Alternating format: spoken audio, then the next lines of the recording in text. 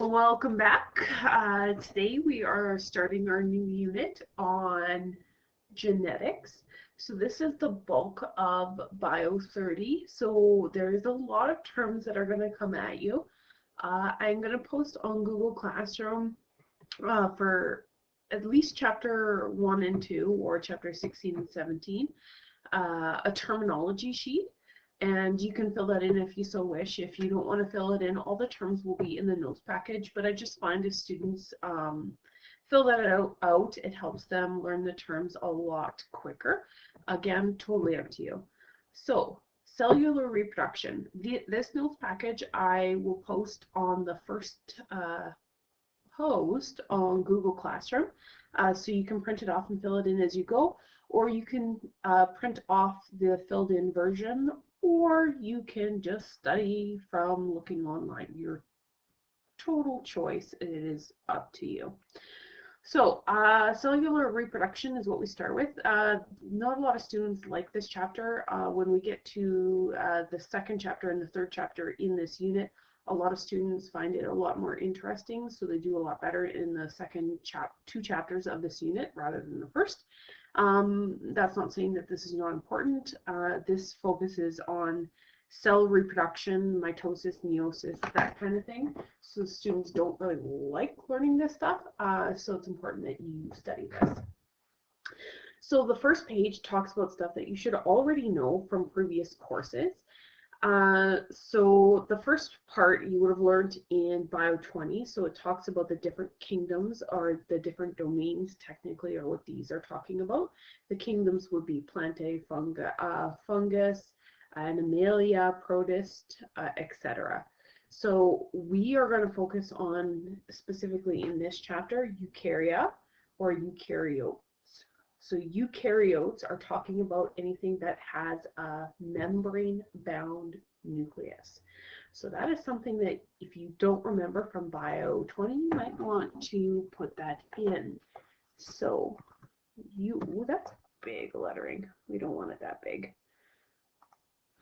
So eukaryotes have a membrane-bound nucleus that controls the cell's functions. This is also where DNA is. Okay, so I'm just going to move this over so that you guys can fill that out if you so wish. Okay, bacteria, archaea, we don't focus on so much in this unit, but those are the ones that do not have that membrane-bound nucleus. They still have DNA, it's just not in, I guess you could say, a balloon or a pocket. Now, this is the cell that we're going to focus on. So this is a eukaryotic cell. So this would be a cell that's in you and me, in a plant, in a dog, etc. So plants, animals are what we focus on, specifically animals, because that's what we are, humans. Okay, so all of these not all of these definitions, all of these organelles, so tiny little organs within the cell, you will learn in Bio 20 and maybe Science 9. It's been so long since I've taught that course. So, but Bio 20, you did talk about all of these. We, for Bio 30, focus on the ones that are highlighted here. So I'm going to verbally say these if you want to fill them in as you go or just study them after, your choice. So we already know what the nucleus is, and I did that up here. So the nucleus is the control center basically of the cell, and it contains the DNA. Now within the nucleus you have a nucleolus. The nucleolus basically is the brain of the brain. This deals with the creation of ribosomes, which are very, very important, specifically when we talk about protein synthesis, which will be all of the last chapter of this unit. Chromatin is talking about DNA, so it's just a packet of DNA, and we'll talk about that later as well in this chapter. Nuclear pores is where the instructions are leaving and coming from the cell, or sorry, the nucleus to the rest of the cell. Endoplasmic reticulum from Bio 20. There's a rough endoplasmic reticulum and a smooth endoplasmic reticulum. So this is essentially putting together things. So the rough is going to focus on protein synthesis or making of proteins. The smooth ER or endoplasmic reticulum is going to focus on lipid synthesis, so fat making. Ribosomes are actually what makes the rough ER rough. Okay, so ribosomes, they can be free floating in the cytoplasm, so the liquid jelly of the cell, or they can be attached to the endoplasmic reticulum. The ribosomes are actually what is creating the proteins, okay, and the proteins are essentially instructions for the body or the cell. So it's very important that they're there and that they are creating those proteins. The centrosome is also known as centrioles. So the centrosome is talking about two centrioles together.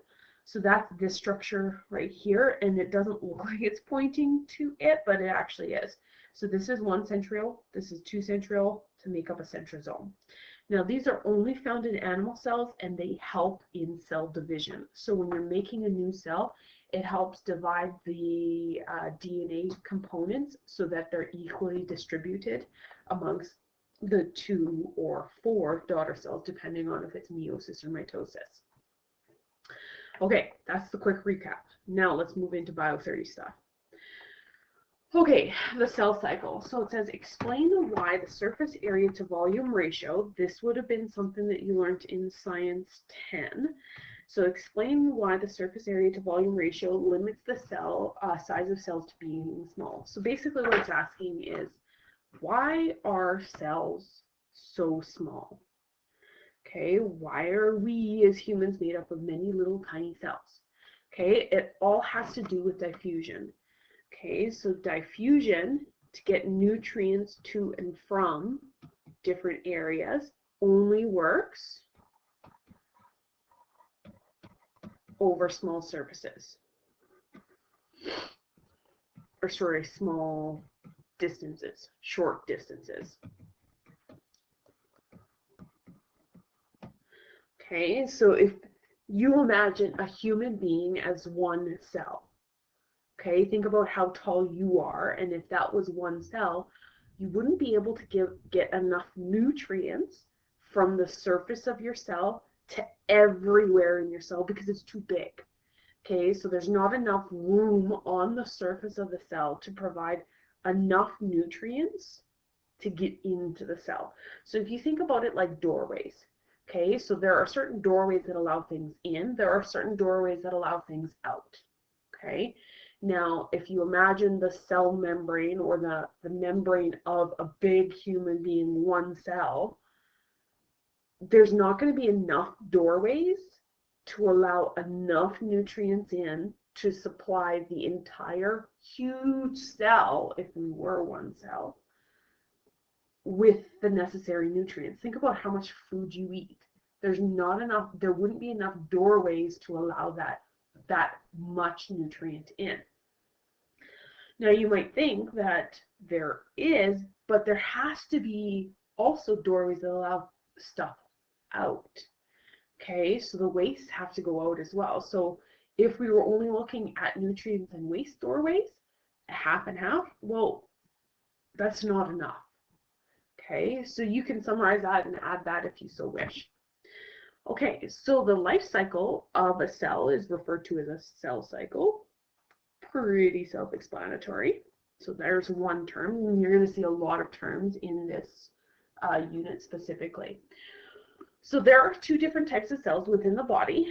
So we have somatic cells, also known as body cells, and then we have gametes. Gametes we focused on in the last unit in reproduction. So those are your sex cells, so the egg and the sperm. So if it's not an egg or a sperm, then it is a somatic cell or a body cell. So this would be like a cell that is in your stomach or in your intestines or a skin cell, a heart cell, etc. So somatic cells go through the process of mitosis in order to create a new cell. So we are made up of millions of cells, and we are constantly sloughing off dead cells, and we need to replace those cells. So we do so through the process of mitosis. Gametes, on the other hand, they are created by the process of meiosis. So thinking back to last unit, we know that we combine genetic information from mom and dad to create that individual person. Okay, and the only way to do that is through meiosis. And if you remember from previous courses, meiosis creates half the amount of DNA in a daughter cell. So if you have half and half, half from mom, half from dad, and you combine them together, then that makes a full set of DNA. So both of these processes involve the formation of a daughter cell from the corresponding parent cells. So two new definitions. So how would we define these? So I'm going to type these up because I'm a lot faster typing than writing. So a daughter cell is the outcome of cells due to cell division. Okay, so they're the daughters. Parent cells are the input cell before division happens. So basically your parent cell will divide into two daughter cells. So your parent cell is not going to be existent at the end of cell division. Okay, so inside each of the cells we have DNA. So DNA is deoxyribonucleic acid, and this governs all the processes within heredity. So heredity is talking about the information passed on from parent to offspring. Now this DNA is arranged in chromosomes. So chromosomes are basically small segments of DNA. So you're just taking a big ball of yarn, which is your DNA, and you're slicing it up into, I don't know, 4-inch chunks. Okay, so one 4-inch would be one chromosome, another 4-inch would be another chromosome. Together they make up your DNA. So all eukaryotic cells contain their DNA chromosomes in that membrane-bound nucleus, like we talked about at the very beginning. That's just a cool fact about 3 meters. You don't really have to know that, but it's cool. Now, our body is a little OCD, so we have a lot of adaptations to keep all of that 3 meters of DNA nice and neat packaged within that membrane-bound nucleus. So these are all the things that the nucleus does, or the body does, to keep that DNA in a nice neat pack. I'm not going to focus too much on this. If you want to read through it, you're more than welcome to. We focus on chromatin and chromosomes, okay? But chromatin is basically talking about taking that DNA and winding it around, say, imagine you have thread, and thread is wound around a spool to keep it nice and neat. Okay, so that's talking about the helix and the histones. And then if you have a bunch of histones together, that would make your chromatin. Okay, so it's just packaging that DNA nice and neat. So chromatin is condensing, I guess you could say, the DNA. And then it forms a nice loop like a backbone. So it's going back and forth like this. So a switchback if you've hiked before. And then it folds into chromosomes. Now the centromere is very, very important. Okay, if you have 2 identical chromosomes, and if we'll talk about karyotypes in a second, but where the 2 chromosomes meet together, that's called the centromere. Okay, so this is just showing you a visual of what the previous is talking about. So DNA molecule is a helix shape. Okay, it's wound around those histones or that spool-like structure. Then those spools are stacked nice and together. So this is chromatin. And then that chromatin fiber will loop back and forth like a switchback, okay, into your chromosome. Okay, this is your centromere. So this would be one chromosome, two chromosome, or a chromosome pair, and then your centromere is at center. Okay, so chromosome number. Let's skip ahead to chromosome number. So a lot more definitions here. So homologous chromosome refers to similar looking chromosomes, and you can also call them autosomes. Okay, so homologous meaning similar, also known as autosomes. Humans have 23 pairs of chromosomes in their somatic cell, 22 of which are homologous, so similar looking because you can pair them together. Now, the 23rd pair is referred to as your sex chromosomes because that is what determines sex. So if you have an XX, that determines that you are female. If you are XY, that will tell you that you are male. So the 23rd pair could be homologous if it was XX. If it was XY, then they're not homologous chromosomes. Now, on each of the chromosomes, we have genes. Now, genes basically are instructions. They're instructions for blue eyes, brown hair, freckles, etc. The genes are actually located at the same location on the homologous chromosome, but may have different alleles. And this will come into play in the next chapter when we talk about probability of offspring being brown hair, blue eyes, etc. Okay, so genes. So in one gene, for example, we have two alleles. Okay, so mom may have given brown eyes, so that's one allele. Dad may have given blue eyes. Brown eyes are dominant, so then the gene for eye color in the kid might be brown blue, but brown takes over, so that's why they would have brown.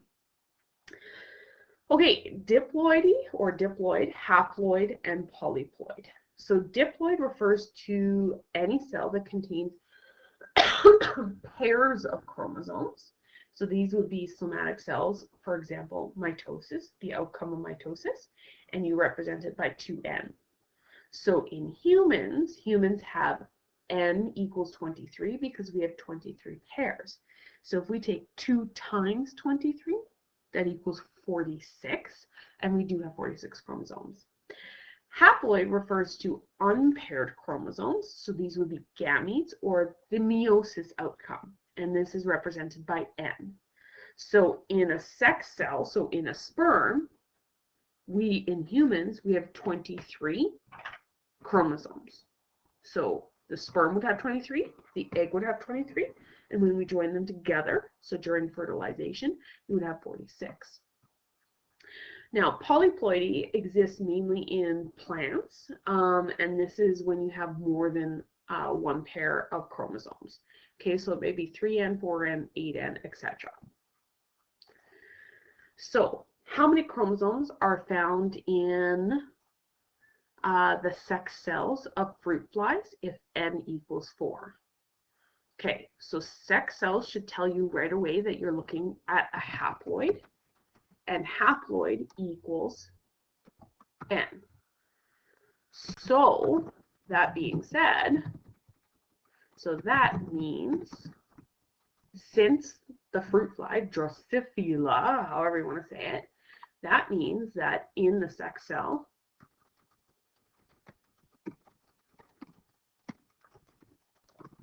will be 4.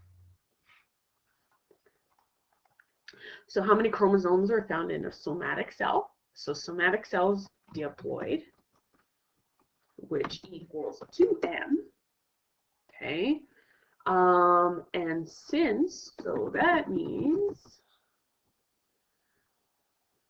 2 times 10, because in corn we have 10, that's saying n equals 10, which means we would have 20 chromosomes.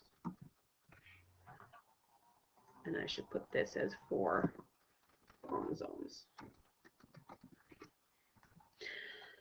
Okay, the links, you can download the digital version of the copy and click the links. They're either animations or videos to help augment your knowledge, and I highly recommend that you do that.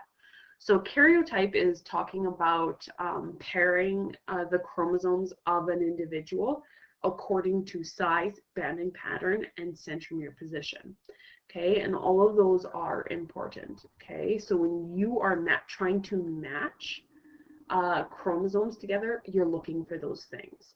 So I'm not going to focus too much on this stuff of how karyotype is done, but basically they take the blood and they do tests to it, they do certain things to it, and then they will get a karyotype in the end. We won't focus too much on that. So this is an example of a karyotype. So you can see that roughly the height is the same. The banding pattern, the dark and light, is roughly the same in each homologous chromosome.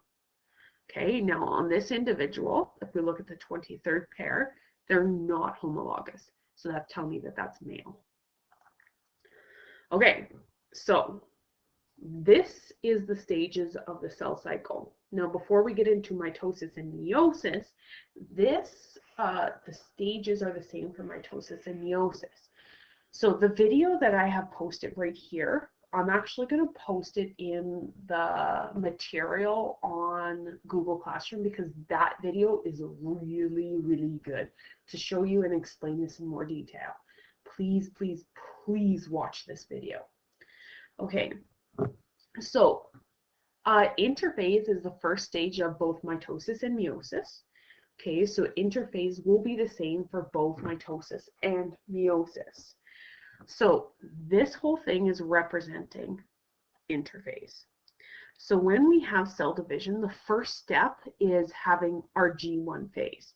So the G1 phase, or GAP1 phase, or some people call it the growth 1 phase, the cell is going to grow very quickly during this stage. Okay, we need to make the cell bigger so that when it divides, we have enough space or enough of the contents to divide. So in the G1 phase, we have rapid growth and metabolic activity. So we're trying to make enough energy for the rest of this cycle to happen. Okay. So interphase, I'll get back to that part. The second phase of interphase is called S phase. Sorry, I should have highlighted this. So the S phase is known as a synthesis phase. Okay, shortened to S phase. This is where your DNA is actually replicating, and this is very, very, very important. You want enough DNA so that in the end, when the actual cell divides, you have enough DNA to go to each of the daughter cells. Okay, whether it be 2 for mitosis or 4 for meiosis. Okay, so replication occurs in the S phase. And we spend all of the 3rd chapter in this unit talking about how replication happens. So they are now called sister chromatids, okay, and they are joined at the centromere. Okay, so we're just creating enough, we're duplicating the DNA so that we have enough to go in the daughter cells. Now, the G2 phase. So this took a lot of effort for the cell. So duplicating that DNA, making more of the DNA, basically it's like you ran a marathon, okay? After you run a marathon, and before you run a marathon, you actually have to have enough energy to run the marathon. So that's what this is doing, making the energy. Same with G2. Right after the marathon, you have to recoup all of that, okay? So the G2 phase, or GAP2 or growth 2, allows the cell to rebuild its energy. So again, you just ran the marathon, you're super tired, and you need to eat some food to replenish all that energy you used to run the marathon.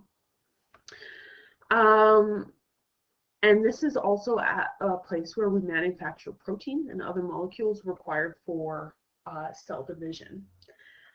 So interphase is actually going to G1, S, and G2 is all interphase. So from here, all the way in everything that exists here is interphase. Right here, where it's talking about cell and cytoplasmic division, this step right here will be mitosis or meiosis. So this is most of the cell's life cycle, okay? This occurs very, very quickly. Now, if you watch the video down here, so this is super, super important, it talks about all of these in detail, okay? Please watch the video. I'm going to post this down here after so that you can see and compare to how you've created your diagram after watching the video.